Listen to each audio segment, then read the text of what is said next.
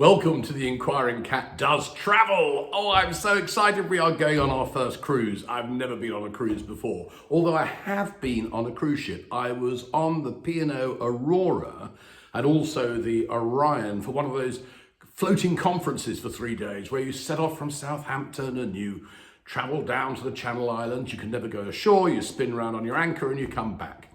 And it was a kind of interesting experience. And I have to say, the food was fantastic. And I love my food, as you can see. But even after just 3 days, all I wanted to see was a lettuce leaf. So it's going to be very interesting going on this cruise with Azamara to see what it's like when you're confronted with fantastic food, I'm told, for about 25 days. This is going to be such an adventure.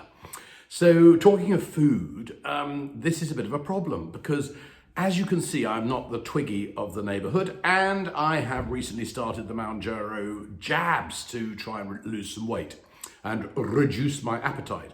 So I've done the first 3 weeks. I'm just about to do the fourth one, and I would say it has reduced my appetite, actually, I've noticed. And then I contacted the doctor and said, well, I think I can go up to the next dose level and we're going to be traveling for a month or two and can we do this, blah, blah, blah. And he said, oh no, because sometimes if you increase the dose, you find that you do have a bit of an adverse reaction. And so I won't increase the dose, but you can have more of the same that you've got now. And you need to take it with you in this Frigidaire pack thing because it all has to be kept cold. And then when I looked at the size of the Frigidaire pack and everything else that we have to take, some of which I'll come on to in a minute, I decided this was hopeless. So I have said I will pause my treatment with Mounjaro. Maybe I should do a whole series on weight loss. But I have an alternative. I am taking a book. If you're going on a cruise, you need a book or two. And the more books you need really is a factor of how many days you have at sea. So as an alternative to the injections, I am taking Paul McKenna's I Can Make You Thin hypnosis book.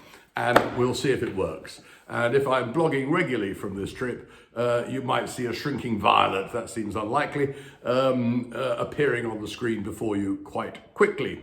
So yes, we're going on Azamara journey. Now, I'd never heard of them, but this all started because we were at a dinner party with a couple of mates who have been on Azamara a few times before. And last year, they cruised up the Japanese coast and said it was absolutely fantastic. They've done the Norwegian fjords with Azamara. And they said, oh, we're going off at the end of February, 25th of February. We're going from Buenos Aires. We're going to the Rio Carnival. We're going up the Amazon to Manaus. And we're going to Trinidad and Tobago and on to Bridgetown in Barbados. And then Ian said, you'll probably meet Ian at some point this week or later when these are all being broadcast. Ian said, why don't you come with us? Without even asking his other half whether this was a good idea, but it was after a very good dinner and a few bottles had been swifting across the table. And I said, without referring to my other half, well, I think we'll do that. That's fantastic. So plans were laid afoot. Now, my other half had to get a sabbatical organised because they work in the NHS, but that was all done fairly easily. And so we are scheduled to sail out of England, or not sail from England, fly from England to one of my favourite Spanish cities, Barcelona, where we change planes and take the Iberia flight over to Buenos Aires, leaving at 1 o'clock in the morning from Barcelona. So that's very good. So I have done some research and Azamara seems to be quite highly rated. And whereas these big cruise ships you see are with thousands of people on board, the Azamara ships only have a maximum of 700 people on board, which means it's a much more intimate experience. And also the ships can get into smaller ports or closer to the city centre on some of the ports, which is a great piece of news. And it has the most fantastic facilities, and I won't be doing blogging from the ship, showing you how fabulous it is inside, because there are other YouTubers who have done that very thing, which actually gave me some comfort, because my other half is a little bit cup half empty on occasions, and of course I'm always cup half full, even when it's stupid to be so. And in fact, they think that we probably will hit an iceberg, metaphorically, if not reality, but it won't be an iceberg because we're heading north from Buenos Aires, well away from Iceberg Alley. Anyway, so we are going on this ship, and an old pal of mine, George Weston, who's a lecturer, tutor at UCLA in Los Angeles in California, I met him on a holiday I had about 10 years ago to Thailand, and we just we met in a hotel and we got chatting. And this is the magic of modern social media, that we have always stayed in touch, although we've never managed to actually get together since then. But I was talking to George because he goes on these cruises with different ships every year to have a free holiday, because he lectures on Egyptology, which is his particular subject. I suppose you could say that means he goes on cruises with his mummy, but given George's age, I think that's probably impossible. Anyway, so I said to George, we're going on the Azamara, and he said, oh, Azamara, fantastic cruise line, you're going with the best. So we're looking forward to it. Now, the big thing, obviously, when you're going cruising and you've never done it before, is what on earth are you going to take? So if, like us, you are virgin cruisers, not on Virgin Cruise Lines, but just never done it before, I can give you some tips of things that we have discovered as we have been preparing and packing for this great excitement of going off. So what have we taken?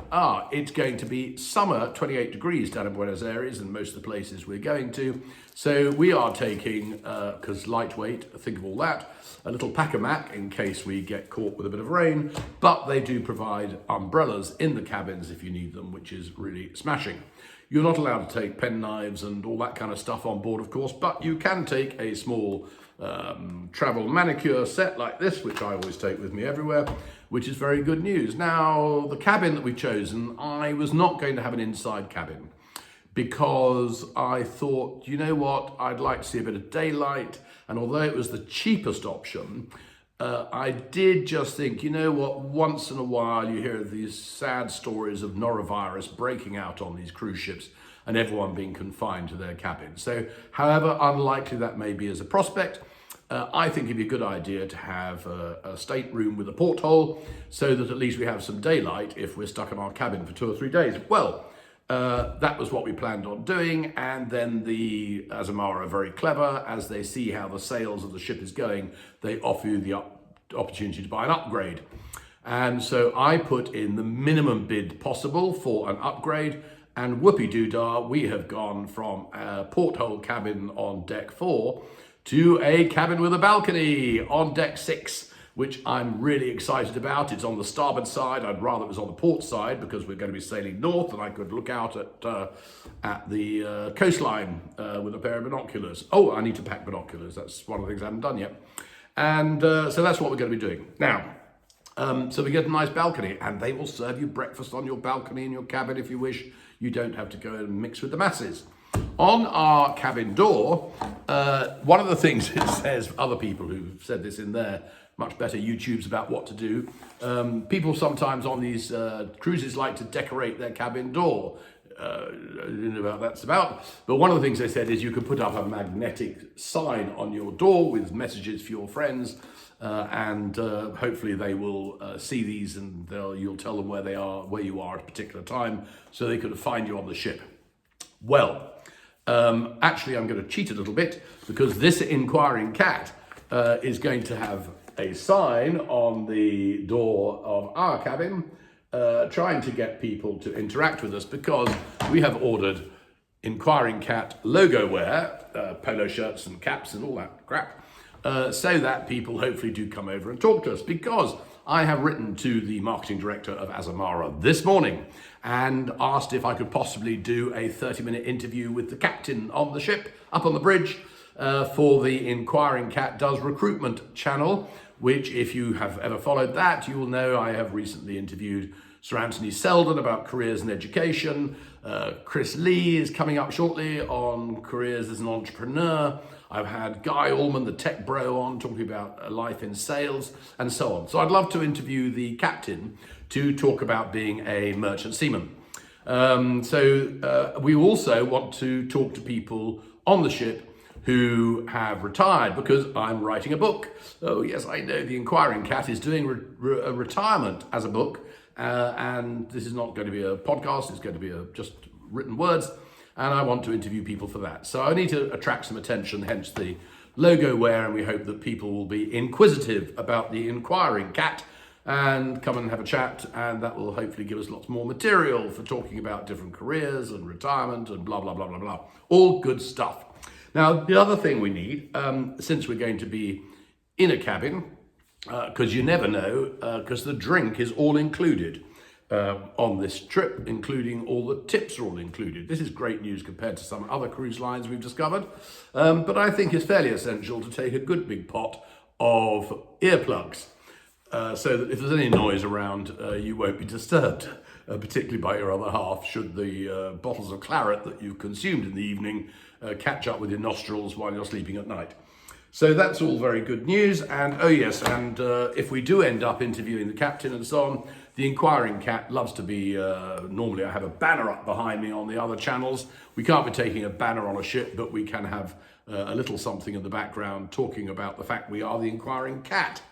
So I have to say, it's really exciting. Surrey's very grey at the moment. It's not very exciting here. And we are desperate for some sunshine. So we're off. Oh, and another thing we put in our luggage, and this was a really good tip actually, I got off the internet, put an AirTag. If you have an iPhone, put an AirTag in your luggage. Because if your suitcase was to go missing between leaving home and getting on the ship and sailing, it may help people find your suitcase more quickly if you could tell them where the AirTag locates it, so they can get that onto the ship in time to sail with you. So we have bought a pack of 4 AirTags, horrible price, £99. But as my dear late father used to say, insurance is expensive until the day you have to make a claim. And so in case we lose the bags, I think this is a great investment. And we will have those AirTags scattered in our luggage so that we'll be able to find things. Take a good camera. We're going up the Amazon, for crying out loud. And that is going to be fantastic, particularly for my other half, who's sort of bonkers about plants and birds and beasts. We are going to the Rio Carnival for 3 days. This is going to be incredible. Can't wait. We bought tickets for that because we thought that Rio, a little bit dodgy city sometimes. It's a big event. We might get lost in the crowd. So we are going into grandstand seats to give us a great view that's organised by Azamara. And they have cost us about £750 each from memory, which sounds like an awful lot of money for an 11-hour evening entertainment. I mean, it's quite a long entertainment, but we'll never be there again. We'll never do it again. So I felt that that was an upgrade package worth having. We were quite keen on going to the Iguazu Falls, or as I kept calling them, the Iguana Falls, but ignorance knows no bounds, and the Iguazu Falls, because they're supposed to be fantastic, particularly from the Brazilian side, although we would be approaching from the Argentinian side. Well, the trip organised by the ship had already sold out because this is a big hot thing to do. But to do a lot of these tours, by the way, that the ship organises, can be organised more cheaply, locally, through official tour companies if you do that yourself, I'm told. However, I don't have a problem with Azamara charging a little premium for organising the tours because it's all about convenience, and I understand why they do that. But if you're up for organising it yourself, you can do these things. But even organising the Iguazu Falls ourselves, it would still be the best part of 2,000 quid for a day's outing, just under 1,000 quid each, which I have to say is very, very painful. I am a poor pensioner and I'm not planning on getting poorer soon. So we spoke to some people, and one of our friends actually said, "Oh, have you ever been to the Niagara Falls?" And I said, "Yeah, we have, and it's spectacular and it's wonderful." And they said, "Well, the Niagara Falls is better than the Iguazu Falls, so don't waste your money, and certainly don't waste that amount of money. It's nowhere near worth that." And then I thought, you know what, that's probably what I wanted to hear, because it means I don't feel obligated to buy the tickets. And I'd rather throw that 2,000 quid towards a trip to the Victoria Falls in Africa, maybe next year. Who knows? But so we're not going to do the Iguazu Falls, and that's not going to be a problem for you on the Inquiring Cat Does Travel channel, because there are hundreds of videos online of people doing the Iguazu Falls. So if you want to know what it looks like, go look at them, because I'm not going there. So that's all I can tell you today. It's going to be fantastic, and I do hope you will join us on the journey. If you haven't yet watched the interview that I did with Harry Bucknell, the travel writer, about his trip to the Greek islands. If you want to know about Greece, then read Harry's book. It is fantastic. Watch the interview, please, on The Inquiring Cat Does Travel. I interviewed Sir Anthony Seldon, the celebrated headmaster and historian, yesterday for the Inquiring Cat Does Recruitment channel. I'm actually taking another book with me, apart from Paul McKenna, at the other end of the intellectual scale. I'm taking Johnson at 10. Now, this probably, it's quite an alarming read. I have started it, but it's 640 pages long. So a cruise gives me enough time to probably finish reading the book. And hopefully it won't result in me wanting to throw myself overboard, although I would think there's a reasonable possibility that could be true with the narcissist Johnson as my travelling companion. What else can I tell you? Nothing really. That's all for today. I'm going to make a cup of coffee, and then I'm going off now to interview David Chalmers for the Inquiring Cat Does Politics channel. David is a luminary in the Liberal Democrat Party. So that's going to be a great day today. Tomorrow I'm interviewing Colonel James Cunliffe, former army officer, about careers in the army, and he's also going to do some other interviews with me for some of the other channels. So that's all for now. Please like, subscribe, and stick with us as we go on the journey of a lifetime, which empties the bank. But don't worry about that. Tomorrow is another day. Cheers for now.